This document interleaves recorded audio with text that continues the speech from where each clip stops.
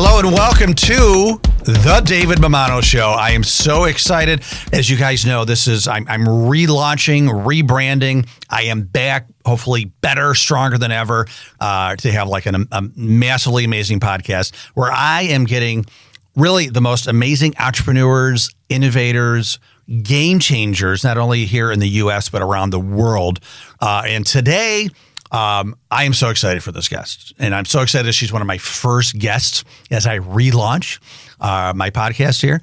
And she's become a very good friend over the years. She was on my other podcast years ago, and I'm just a super, super huge fan of hers. Rana el Kaliouby, welcome to the David Mammano Show. Hi, David. I'm so excited to be back. I am massively excited. You are such a rock star. I don't know why you're not on the stage with Jeff Bezos and all those guys. I mean, you have done amazing things and continue to do amazing things. So I want to give a little recap here of who you are, what you've done, because it's so amazing. And then we'll definitely dig into your journey. And then also dig into what you're doing now. And I just want to give everybody kind of like a little precursor as far as if you're interested in how AI is going to change the world in a good way, and how it can be infused into your life, in your business, etc. Well, you're going to want to listen to this because Rana is on the forefront of all of this. And it's been doing it for, 15, 20 years, right? I mean, you were like, you were like almost like one of the early inventors of AI, in my opinion. So I loved it. So Rana, just on a little recap, and like I said, we're going to dig in. So I love your mission statement. It's on I believe it's on your LinkedIn. You are on a mission to humanize tech before it dehumanizes us. And I think you said technology, but I think a lot of people are specifically worrying about AI. Is it going to dehumanize us, or how can we make it more human friendly? So I know you're going to talk about that. But you are originally from Egypt, and then you went to school at a small school called Cambridge in England. I joke, right? And then you came to the U.S. where you were MIT, and you've done programs at Harvard, where now you're a fellow at Harvard, right? Which is a Harvard Business School, which is completely amazing. You founded a company called Affectiva, which is an AI company. Sold it to Smart Eye. I want to hear about that a little bit more. You're currently it's called Blue Tulip Ventures, and we're going to learn a lot about that.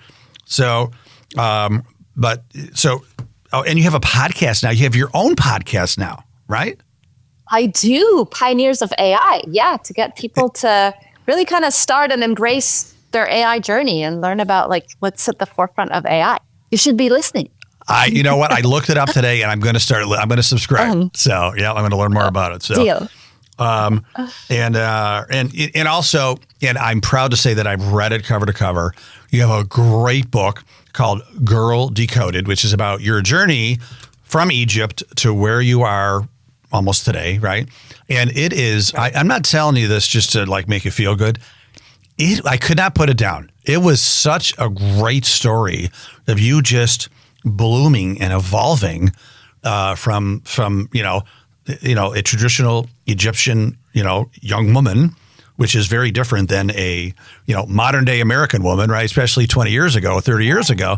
And I just found it amazing how you continued, despite a lot of obstacles and naysayers, to continue to move forward and just make such great things happen with your life and your business. And so, like I said, big fan of what you're doing, and I'm excited to dig into it. So I know we don't have 3 or 4 hours, but I would love for you to tell us about that young girl in Egypt, her hopes and ideas and dreams, and how did that lead to you being here in Boston?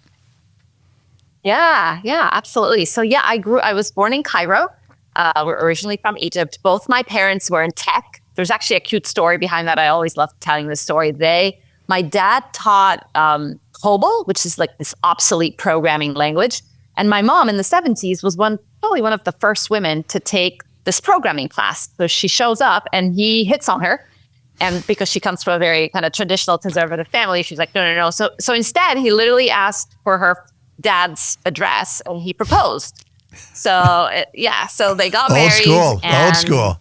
Very, very old school. And it also tells you a lot about my dad, he's pretty like no nonsense. And that was Very kind of bold. our upbringing. So anyway, we moved to Kuwait, or I guess they moved to Kuwait when I was really young, and had various careers in technology. So I grew up surrounded by technology. And my parents' approach was always to like lean in and kind of try to figure out how these things work. What does it mean for our personal and professional lives when we're embracing these technologies? And that kind of became a common thread in my career. I studied computer science as an undergraduate back in Cairo, and was just fascinated by the touch point between humans and machines, and kind of projected that computers are going to take on more and more roles in our lives. And I was curious about that interface. So I wanted to be an academic. It's kind of wild how people's dreams evolve and you kind of outpace your dreams. So ended up at Cambridge University doing my PhD, thinking I would come back to Egypt and teach, but instead found myself at MIT as a postdoc, doing research around this idea of getting machines to understand human emotions. I'm one of the first pioneers in this space. And from there, saw an opportunity to start my own company, Affectiva, and kind of switched from being an academic to an entrepreneur and a founder. And that was back in 2009. Well, I know enough about you to be dangerous because I read your book and we're friends. And, I remember reading the book, that when you were at Cambridge and, you would keep in touch with your family, but like a lot of it was through text, right? And like you were sad that your phone really couldn't express more emotion, right? Like your emotion and their emotion. And you were like, what if it could, right? And that it seemed like that kind of like got you thinking more about how machines can be, have more emotion or have more reactions like that make them a little bit more human, right? And is that right? Did that kind of like spur on your interest? Yeah. Yeah, exactly. Well, it turns out that only 7% of how we as humans communicate is in the actual choice of words we use. Yeah. 93% is nonverbal. So it's like our facial expressions, our hand gestures, our vocal intonations, which you're so good at. You are. But all these nonverbal cues, it's how we build trust with other people. It's how we empathize. And I had this, I guess, moment of insight where I was like, wow, when we're communicating by our devices, primarily through text, we're losing that 93% of nonverbal communication. And so that set me on a quest to try and bring these emotional cues into how we connect with computers. And I literally started training, computer like AI algorithms, essentially using a camera to understand if I was smiling, if I looked sad, if I, was curious or tired or angry or disgusted, right? Like, and that kind of that was kind of the core part of my research. Like, how can we get computers to have emotional intelligence? And what does that mean for human-machine interactions, but also human-to-human communication, which is so often mediated by some device or another. And that, of course, was way back before AI, like before ChatGPT. And in today's world, I think this is even more important because these technologies are just becoming so deeply ingrained in everything we do. And especially with the young people, right? I mean, they're on their computer and their phones more than they're actually talking to people these days, right? So totally, yeah. Absolutely. Yeah. I remember the book too. As you can tell, I read this book. God, I don't know, 4 years ago. I still remember, but I was in love with the fact that you were even trying to make like your car, kind of like discover how you're feeling, right? I remember that it would look at your facial expressions and know if you're sad, and it might actually like suggest to you want to pull over. Do you or if you've been drinking, is it a good idea to drive home right now? Maybe we want to call a friend or an Uber, right? So, and I think that really kind of spawned on your first company doing things like that, right? Exactly. That became a lot of what my company Affectiva ended up doing. I mean, we did a bunch of other stuff as well. The impetus was actually helping autistic kids. And then we did a lot of work for Fortune 500 companies testing their audience reactions to content, right? So as you put, I even think about a lot of what we both do. We put a lot of content out there. And sometimes it's really hard to get a sense of what resonates and what doesn't. Well, you could use our emotion AI technology to really understand moment by moment. Did people laugh? Did they find this interesting? Were they bored to death? Hopefully not. Right. So that was the initial use case. And then we saw an opportunity in the automotive industry, and we partnered with a lot of the top car manufacturers to understand driver distraction, driver attention, and ultimately have this emotionally intelligent car companion that has your back. And my favorite story there is this is probably now, 15 years ago. I was going through a really tough time, and I had a really tough conversation, and basically got into the car, and I was like really like distraught, right? And honestly, I should not have been driving. And I just started driving back home. I was in Egypt, and I didn't see this. I just did not see this truck kind of cut me off, and I just banged into the thing, and the car got totaled. Thank goodness I was fine. But It just made me wonder, like, what if my car had seen that I was really emotionally upset and not really fit to drive? And so I always go back to that story, and that's what we were trying to build at Affectiva. And then I sold the company to SmartEye. They're a publicly traded Swedish company, and that's their primary focus: how to bring this technology into the vehicle. So incredible to you having an idea to like it's reality now, right? And it's getting more and more developed, and how fulfilling. I mean, talk about like meaning in your life, that you're making such a difference. I'm in awe. I'm proud of you. How's that? I'm proud of you. Well, thank you. You're always my rah-rah champion, and I appreciate that because as you know, because we have a lot of conversation about this. There is like this Debbie Downer voice in my head that's always beating me and well, you have Debbie call me. You have Debbie call me, and I will take care of her. No, you're doing such great things, and you do a lot of speaking. You've done a TED Talk that I think is in the millions of views, right? So everybody Google Rana and TED Talk, you'll see it. It's truly amazing. I've watched it a bunch of times. And again, I want to promote your book because, The Girl Decoded. Everybody buy it on Amazon. If you just want to hear a great story of a young woman who, comes from a culture where women were, at that time especially, were really just kind of meant to be more, play that traditional role, right? And I mean, you took a sledgehammer to that, right? Yeah, I did. I challenged that. You really did. So now I want to get into some of the stuff you're doing today. So, and I believe this is with Blue Tulip Ventures. You are investing in early stage AI companies because obviously this is your passion, and you want to see young companies, young people succeed. So tell us what you're doing with that. Yeah, so after I sold Affectiva to SmartEye, which is now 3.5 years ago, Wow. I honestly had an identity crisis. I didn't really know what I wanted to do next. And I spent a lot of time. I actually went on this Eisenhower Fellowship where I spent a month in India and a few weeks in Belgium, just kind of looking at AI innovation and AI regulation. And I needed to step outside of kind of what I was doing and really think about, okay, what do I want to do next? I landed on, first of all, there is massive economic opportunity in AI. I really feel lucky that I've been building up to this point, right? I've been in AI for 25 years, and now is the moment.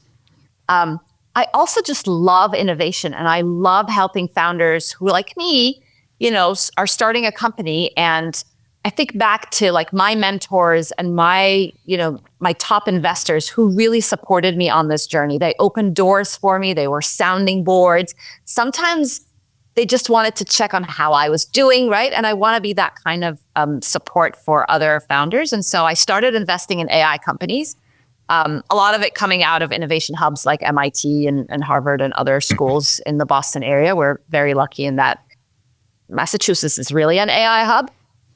And there's so much kind of invention and innovation in AI that's coming out of the ecosystem here.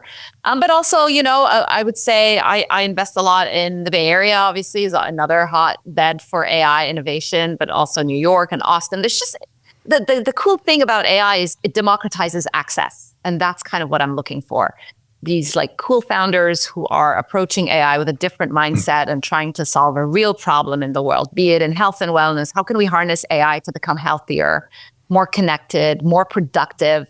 How can we harness AI to mitigate climate events, reimagine food systems? That's an area I'm very passionate about. Wow. Think about, yeah. So anyway, a lot of areas of potential impact, as well as kind of economic opportunity. And that's kind of where I look for founders. So if anyone listening to your podcast is building an awesome AI company, they should definitely I will reach out. connect you. David at davidmammano.com. Throw me an email and I will connect you to Rana. She is awesome with that. Awesome. Here in Rochester, New York, right, where we consider ourselves maybe a micro AI hub because with RIT and University of Rochester, there's so many great things coming out here. And I'm doing a little work at a new school here called the Golisano Institute, and they actually just launched an AI innovation hub.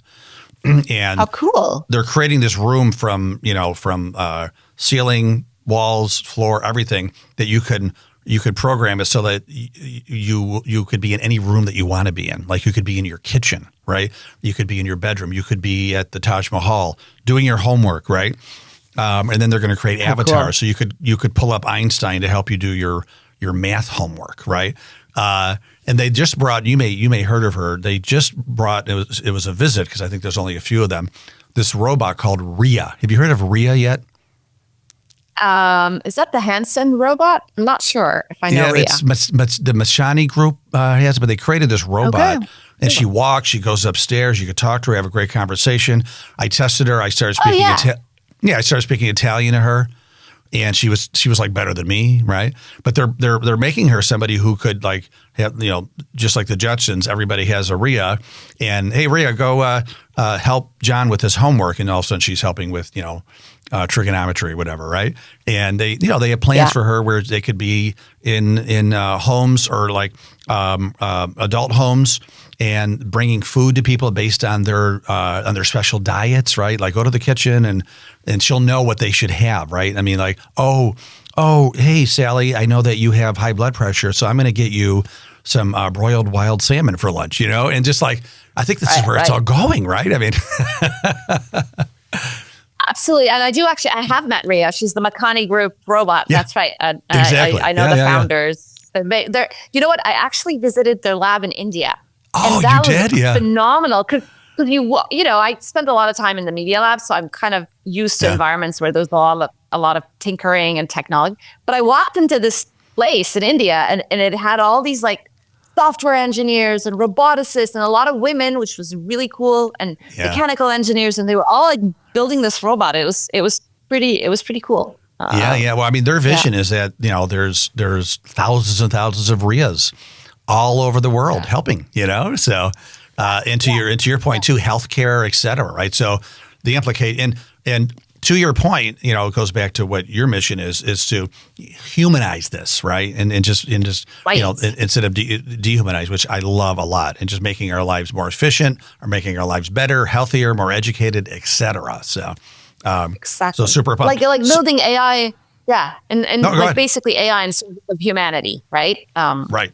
Yeah. Well, I think a lot of people are worried like these robots are going to take us over, and I think that's like thinking like, oh my God, the World Wide Web is going to ruin us all, back in the 90s or something, right? So, right. Love it. Yeah. So why investing? Like, I mean, you could just start another company and make, another big bag of money when you sell it, but you seem like you're in a stage of your life, and you're still very young, but you're in a stage of life where you want to give back. I mean, is that what I'm seeing from you? I do think, I think it's not or, right? I do still think there's a lot of upside. Well, let me think about how I want to say that. Basically, I still need to make money, but how do I say that in a graceful, like, the bag still needs a little bit more money. Well, with investing, with the right investments, it's a win-win, right? So yeah. Correct, but it's not but it's not the reason why I'm doing it. Yeah, so I think I know the answer. Okay, the reason why I landed on investing is because I could have gone back and built another startup, but I wanted to create impact at scale. Like I wanted to parallelize my impact as opposed to doing one kind of company at a time. And investing is an opportunity to provide this kind of backing to transformative AI companies through the check side, right? Through money and funding, of course, but also through support programs, right? And again, maybe that is unlocking our advisory network that can help, our portfolio companies. It's opening doors and making meaningful connections to these companies, advising on their AI roadmap, helping these companies avoid like key mistakes that I made when I was starting and running Affectiva. So I think it's a combination of like profit and purpose. I think about that a lot. I do believe AI can drive a lot of significant return. It really will, and it really can. But at the same time, I want to do it in a thoughtful way. I want to focus on the things that are purpose-driven too, and not just be profit-driven. And also not just be purpose-driven. I want to marry the two. That's important to me. Well, there's not a lot of, the purpose goes away if there's not profit to support it. Maybe that's the way to put it. Correct. Right? It's not sustainable. Yeah, right. Like you can be more sustainable if you can combine the two. I tell you, I speak to young people a lot. I'm like, they're like, getting rich, and people are, a lot of young people are like against it, right? Because they're like, oh, I don't want to be rich. I just want enough. I'm like, make as much money as you can. You know why? Because then you can do what you want. You could support charities. You could help your family. Like the more money you have, the more people you can help. You don't have to be a greedy pig with your money. You could do great things in the world. So don't be ashamed to make a lot of money. Exactly. In a thoughtful way, right? In a thoughtful way, yeah. I mean, if I become a billionaire, I mean, I'm on, I've been very supportive of Make-A-Wish, right? Like Make-A-Wish will be funded like globally forever, right? So, so let's hope that I become a millionaire, right? So, I mean, a billionaire. Let's do it. Yeah. So you're investing. Can you tell us about some of the portfolio companies you're working with? Yeah, I'll share a couple that I believe are really like just doing amazing stuff. One is a company called Happy Pillar, and it's two women. And what they do is a conversational AI app that provides behavioral health therapies for parents and their children. So think a young parent or a new parent with a toddler, and there's this approach called play therapy. You go in to see a clinician or a therapist, and they take you through this like specific approach to how to handle, say, toddler tantrums or whatnot. Well, you can do this now just using your phone at home, because the phone's going to listen into the therapy session and give you feedback, give the parent just-in-time feedback. So that's really cool. It democratizes, again, the theme of democratization. It democratizes access to mental health care and behavioral health interventions that was not possible before. I love that. What a great company. Yeah. Oh, cool. Yeah. So, Any more? Any more you want to share? You want to tease us with another one? The other one is a company called SynthPop, and they do voice AI agents to automate a lot of the healthcare workflows. So today, there's just a lot of administrative burden. And these healthcare administrators will spend hours on the phone calling on behalf of a patient to book an appointment or like to get you the right insurance code. Well, guess what? Like a voice AI agent can just do that. Yeah. And they're patient. They can sit on the phone for hours and they have all the information they need. So they automate a lot of this back end workflows. I love that because it's not like the sexiest thing, but it's so important. Go ahead. Well, you're right, because I know a lot of people in the medical field, doctors, that they're doing so much paperwork and the bureaucracy, they're leaving. I mean, my doctor, he retired. He's like, I've had enough. I've had enough of I'm doing more paperwork. This is like 5 years ago. I'm doing more paperwork than I am like meeting with patients. And it just, it sucked his soul dry. And to think that we could, use AI to just make all that stuff more efficient, right? And just get rid of a lot of the bureaucracy so that healthcare professionals could do what they want to do, which is most likely be with patients and physically help them, right? Exactly. I love that. So now, and I'm going to make it blush a little bit, but now that I have one of the top tech and AI people in the world on my podcast, I have to ask you about 2025 predictions, because I think generally speaking, if anybody knows, if most people, like business people like myself, know anything about AI, they're at this point right now, we're in early 2025. We're using ChatGPT We're using, Otter AI. So some efficiencies, right? And, and that's probably it, right? I mean, if they're doing anything, right? So what is the next iteration of AI being like just incorporated into our lives and people using it more and more? What are your predictions? Yeah, so 2025 predictions. So last year we saw a lot of chatbots, right? And like ChatGPT is an example of that. And these are AIs that can help be a co-creator, co-thinker, thought partner. This year, we're going to see a lot more AI agents. A lot of the AI agents so far are focused on B2B applications or enterprise applications. What I'm excited to see is AI agents for the consumer.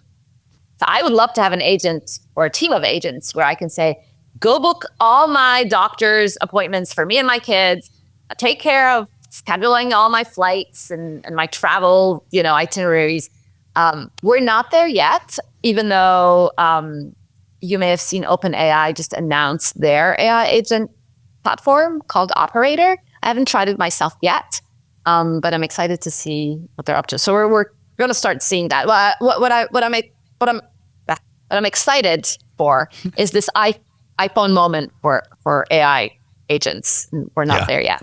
Oh, I love the way you put that. You're right, because maybe we had just flip phones for so long, and then within a couple of years we're like, whoa, right? And even the internet, using the internet 95, 96, and the sound of that dial up, and then the site's taking so long to load, and then all of a sudden it just took off, right? So that's I'm excited for that too. So so that's one. The other one, which we kind of touched on a bit, is this idea of embodied AI. So again, most of our world takes place outside of this 2D box that is a screen, and it happens in the 3D world, in the real world. Well, a lot of AI today is trapped in the 2D world, and we're starting to see some embodied AI or physical AI, so robotics like Rhea, the robot, that's a good example.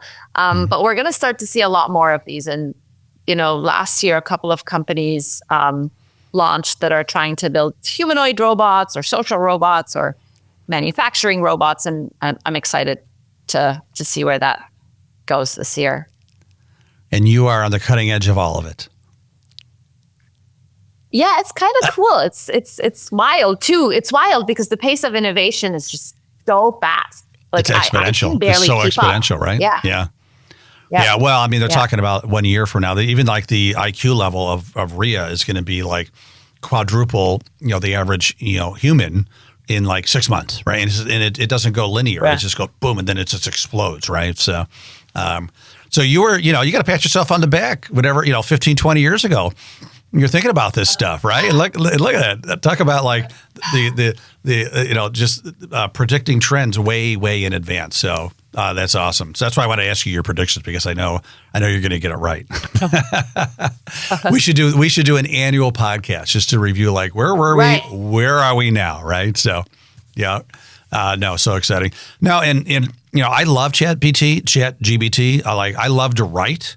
Like today, I wrote a marketing letter for something that I'm doing. And I wrote it from the heart. I thought it was pretty good.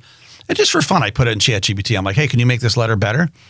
And like, it did. I'm like, whoa, okay, that was great. So it's almost like having a great assistant next to me that knows a little bit more in all these different areas that I don't, right? And so I love to view AI right now is an assistant to make me even better, right? And it does. So I think that going forward it's going to be so exciting. I think that's the right framework that people ought to be thinking about AI. It's a co-intelligence. It's not meant to replace humans. It's not going to take over the world. It is really a tool that is going to help us become just better versions of ourselves, like more productive, more focused on the things we care about, and be that creative thought partner. And that's been how I'm using AI in a lot of the work, actually both professionally and personally. I go to it for professional kind of input, but I also go for parenting advice, relationship advice, Yeah. I got to try that. I got to try that. Yeah, it's a good idea. I love it. Absolutely. I love it. Yeah. So, Rana, again, I hope I've squashed your Debbie Downer this past half hour because she has no business being in your head. Give her the boot and kick her to me. I'll squash her dead forever. But you are truly such a superstar. I love your story from start to finish. And you're not even start to now, I should say, because you're not even near being finished. You're doing so many great things. And thank you so much for taking the time out of your incredibly busy schedule to be with me today. And you're like, you're one of my, I put you like, I created a Dream 100 list of who I wanted on the relaunch of my podcast. And you were really high on it. And I'm so glad you're one of my first guests. I totally appreciate it. Well, thank you so much for having me. And I know this is going to be a super, super success. And I thank you again for having me on.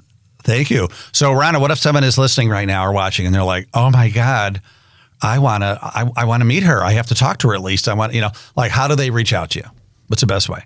Or I have a company. I have an AI company that I want Rana to invest in. Well, I am very easy to find online. Find me on LinkedIn. You can also go to bluetulip.vc and send us your deck or tell us about your company, but also listen to Pioneers of AI. Yes. I'm always looking for people, different voices in AI to platform. That's one of my whys behind starting this AI podcast. So yeah, if anybody's listening and they're doing something in AI that's really different and cool, please reach out. All right. I have some ideas for potential guests that I will refer you to. Love it. Yeah. And I will listen. I will listen. How many episodes do you have so far? I think we're on episode 17. It's a weekly drop, which is a lot of work because, I know. It's a job. I mean, Joe Rogan, that's all he does is a podcast, right? So, but you do so much more. But I will definitely listen. So Rana, thank you so much. I totally appreciate you, and I wish you continued massive success. Thank you so much. All right. Well, again, I want to thank Rana el Kaliouby for a great show. So much wisdom in there and a great friend for many years now. I also want to thank everybody watching, listening, etc. for just being a part of my new show, The David Mammano Show. Do me a favor. Go to davidmammano.com. You can sign up for my newsletter. You can get our social media links. You can contact me, the whole works, and spread the good word. We're trying to make a big difference with this show, helping entrepreneurs, achievers, just anybody that wants to bring their life to the next level with great stories. Thank you so much. Have a great day. Make sure to stay awesome.